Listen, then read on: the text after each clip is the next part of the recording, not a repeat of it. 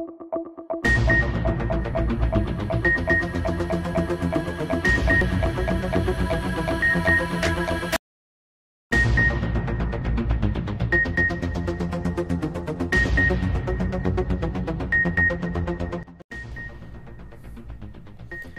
शामिल करते हैं गुजरात से, जहां से हमें ज़ैड भट्टी ने रिपोर्ट किया है।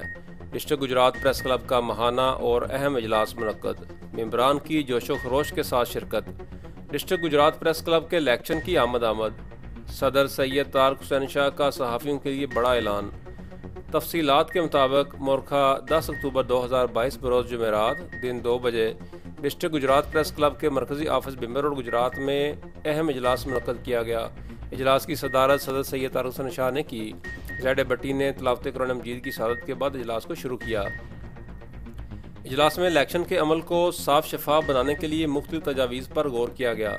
इस मौका पर सदर सैयद तारक हुसैन शाह ने ज़िला भर से 50 सहाफ़ियों को क्लब हाजा में मुफ्त मेंबरशिप देने का ऐलान किया और कहा कि ज़िला भर से बिला तफरीक मुफ्त मेंबरशिप दी जाएगी।